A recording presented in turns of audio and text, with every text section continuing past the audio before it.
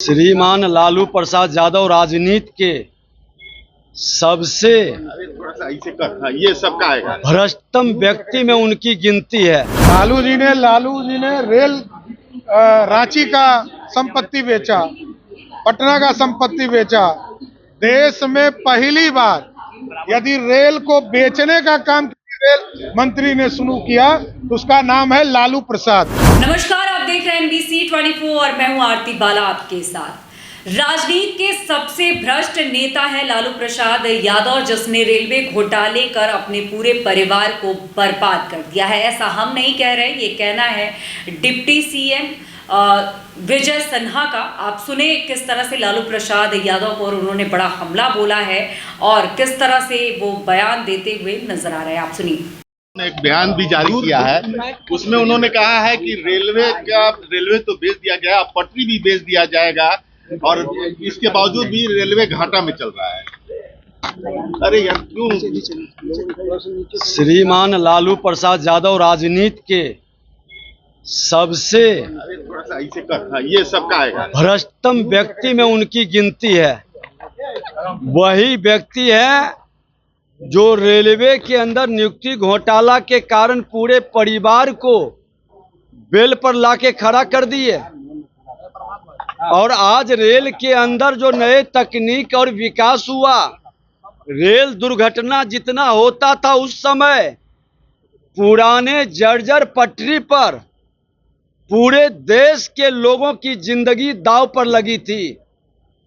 आज रेल के अंदर यात्रा सुरक्षित हो गया और कुछ आताताई आतंकवादी उग्रवादियों की मानसिकता से एक्सीडेंट का जो कुचक और गलत प्रभाव के कारण वो प्रभावित होकर खेलना चाहते हैं। आज उस पर भी लगाम लगाने के लिए नए तकनीक से भारत सरकार, देश के माननीय प्रधानमंत्री नरेंद्र मोदी जी के नेतृत्व में आतंकवाद उग्रवाद पर अंकुश लगा है और लोगों की जिंदगी सुरक्षित है। भ्रष्टाचार मुक्त वातावरण बनाने का प्रयास हुआ है।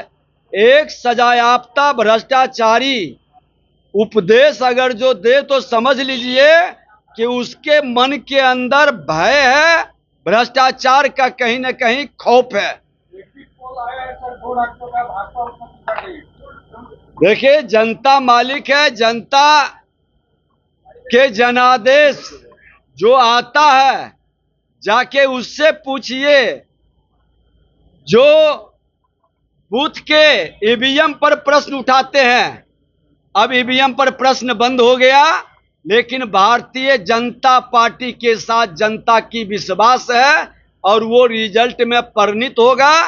370 धारा हटाने का झूठा वादा, जनता को लोभ लुभावना वादा, उन्माद पैदा करके वोट की राजनीति करने वाले लोगों को तत्कालिक कुछ लाभ मिलेगा, अस्थायी नहीं।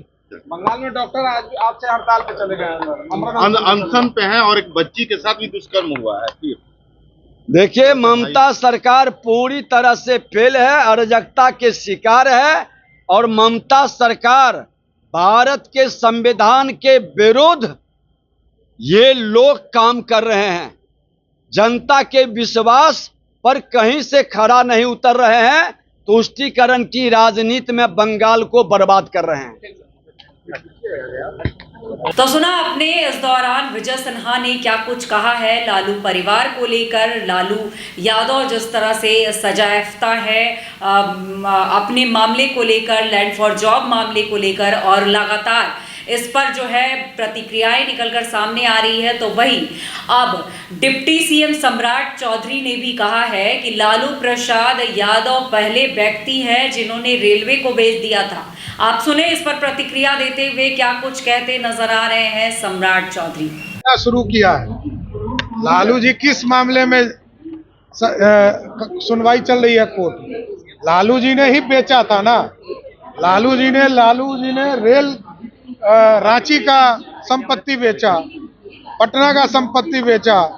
देश में पहली बार यदि रेल को बेचने का काम रेल मंत्री ने शुरू किया तो उसका नाम है लालू प्रसाद। तो सुना आपने, इस दौरान दोनों डिप्टी सीएम जो है लालू परिवार पर हमलावर होते नजर आए हैं। लालू यादव जो हैं अपनी गलतियों की वजह से अपने परिवारों को बर्बाद कर दिया है, ऐसा कुछ कहते नजर आए विजय सिन्हा। तो आपको बता दें कि लालू प्रसाद यादव इन दिनों जो है मुसीबतों के बीच जो है वो खड़े हो गए हैं, क्योंकि लैंड फॉर जॉब मामले को लेकर लगातार जो है सुनवाई का दौर जारी है। ऐसे में कल यानी 7 अक्टूबर को एक बार फिर से इस मामले पर सुनवाई होने वाली है। और आपको बता दें इसे लेकर कयासों का दौर भी जारी है। कहा यह भी जा रहा है कि लालू फैमिली जो है वो जेल जा सकती है। और ऐसे में जिस तरह से डिप्टी सीएम, दोनों डिप्टी सीएम सम्राट चौधरी और विजय सिन्हा ने बयान दिया है, उसको आप एक बार फिर से सुने कि किस तरह वो हमलावर नजर आ रहे हैं। और उन्होंने साफ तौर पर कहा है